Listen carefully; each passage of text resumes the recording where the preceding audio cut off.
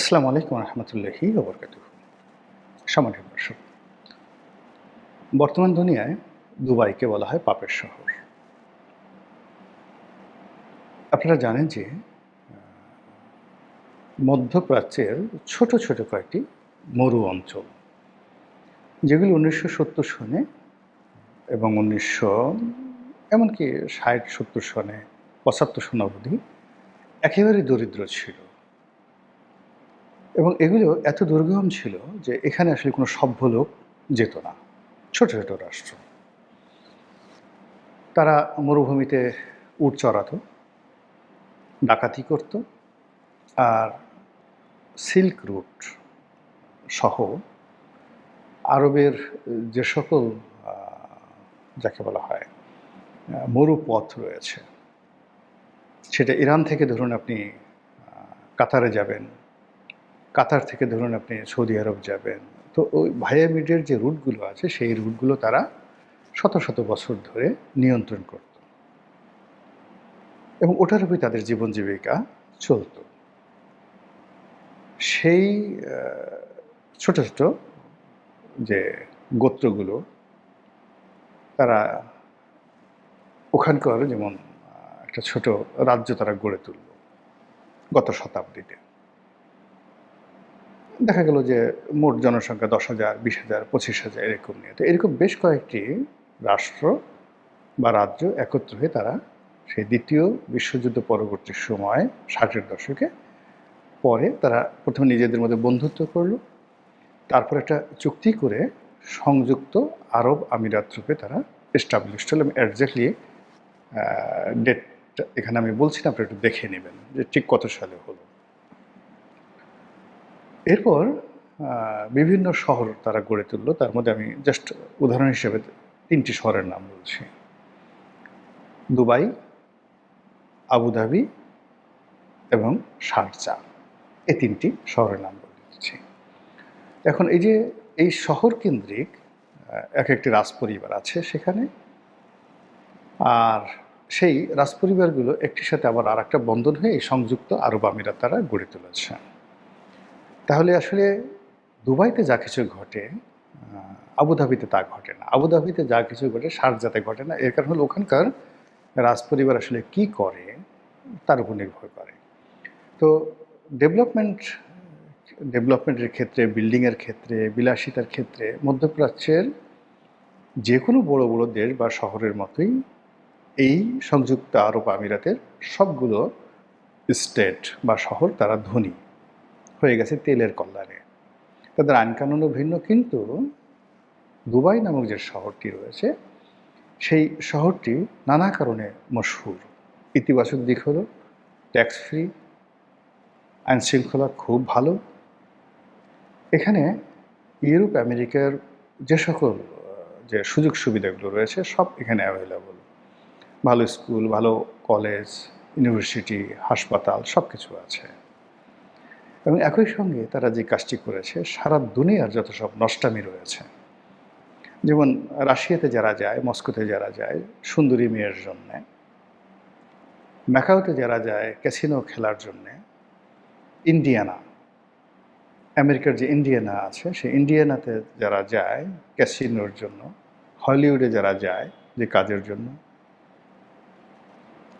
ঠিক বা হংকংয়ে যারা আসে, মানে সারা পৃথিবীর যত অ্যামিউজমেন্ট রয়েছে, বিনোদন রয়েছে, বিকৃত যৌনাচার রয়েছে, তারপর টাকা খরচ করার যতগুলো উপায় রয়েছে সবগুলো এই দুবাই শহরে তারা জড়ো করেছে। ফলে এখন পৃথিবীর সকল চোরদের জন্য, টাউট, বদমাশ, গুন্ডা, ব্যবসায়ী, মানে এক্সট্রিম পর্যায়ের সব মানুষদের জন্য এটা হয়ে গেছে একটা এমন একটা শহর। এরকম শহর পৃথিবীতে দ্বিতীয়টি নেই। ইউরোপে একটা ছোট্ট শহর আছে মোনাকো, এটা রাষ্ট্র, ওই শহর কেন্দ্রিক। তো ওখানে সবচেয়ে যাকে বলা হয় ধনী লোকেরা সেখানে গিয়ে থাকে, তারা তাদের মতো সেখানে যা ইচ্ছে তাই করতে পারে। কিন্তু দুবাইতে যেটা সম্ভব আর ওয়াইড রেঞ্জে, এটা মোনাকোতে সম্ভব নয়। তো এই জন্য দুবাইকে বলা হয় পাপের শহর। এখানে এখন দাসত্ব প্রথা চালু হয়েছে। এখানে মানুষের মাংস খাওয়া যায়। এখানে অ্যাপিস্টিনের যে বিকৃত যৌনাচার এটা সম্ভব। এখানে পৃথিবীর যে কোনো দেশ থেকে মেয়েদেরকে কিনে নিয়ে ওখানে নাচ গান করানো যায়, সেখানে বাইজিগিরি করানো যায়, সব কিছু সম্ভব। এজন্য এটার নাম হয়েছে পাপের শহর। এই যে পাপের শহর দুবাই, এরকম শহর পৃথিবীতে বিভিন্ন সময় হয়েছে। একসময় বাগদাদ, যে চেঙ্গিস খান হালাকু খান যে করলো, সেই বাগদাদও এইভাবে পাপের শহর হয়ে উঠেছিল আব্বাসীয় খিলাফতের শেষ জামানাতে। আল্লাহর চাবুক রূপে সেখানে হালাকু খানকে নাজিল করা হয়েছিল। একই পাপের শহর হয়ে গিয়েছিল খাওরাজাম, তার যে রাজধানী গুরগাঁও। পাপের শহর হয়ে গিয়েছিল এখন যে ইস্তাম্বুল, এটি তখন ছিল কনস্ট্যান্টিনোপল। পাপের শহর হয়ে গেছিল কার্থেজ, তিউনিসিয়া অবস্থিত পৃথিবীর সবচেয়ে কসমোপলিটন সিটি ছিল প্রাচীন দুনিয়াতে, দ্য সিটি অফ হানিবল, সেই কার্থেজ। পাপের শহর ছিল পম্পেই, ভিসুভিয়াস আগ্নেয়গিরির পাদদেশে ইটালির বিখ্যাত শহর পম্পেই। পাপের শহর ছিল সেই যে কওমে সামুদের যে রাজধানী, সেই রাজধানীগুলো ছিল পাপের শহর। আজকের যে পেত্রা নগরী, তার পাশে যে ডেড সি রয়েছে, মৃত সাগর, এই অঞ্চলে অনেকগুলো শহর তারা গড়ে তুলেছিল। আল্লাহ রাব্বুল আলামিন বিদেশি শত্রু দ্বারা, যুদ্ধ দ্বারা, মহামারী দ্বারা, কখনো কখনো জিব্রাইল ফেরেশতা দ্বারা গজব নাজিল করে মাটির সঙ্গে মিশিয়ে দিয়েছে এই পাপের শহরগুলো।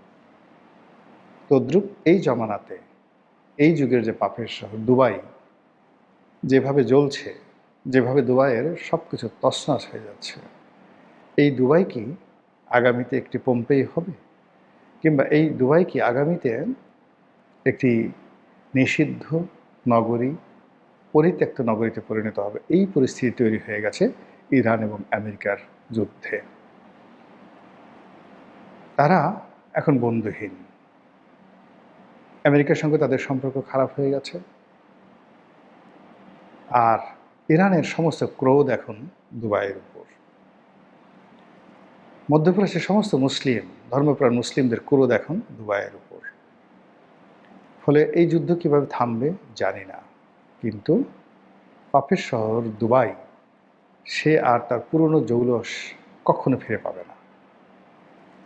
এখানে যারা পুঁজি বিনিয়োগ করেছিল, ইতিমধ্যে তাদের সর্বনাশ ঘটে গেছে।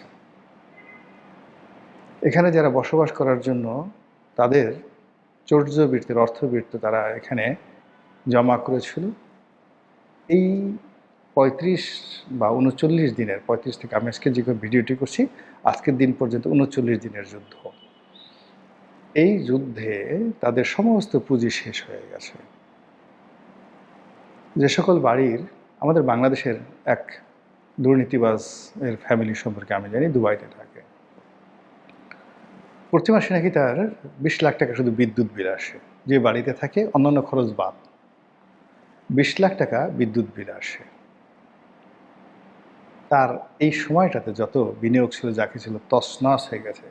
তার ঘোড়ার খামার, খেজুরের খামার, গল্ফ কোর্স, ৪-৫টা বাড়ি, সব কিছু তছনছ হয়ে গেছে এই সময়ের মধ্যে। ২০ লাখ টাকা একটা সিঙ্গেল বাড়িতে, ৮,০০০ বর্গমিটার একটা বাড়িতে শুধু ২০ লাখ টাকা বিদ্যুৎ বিল আসে।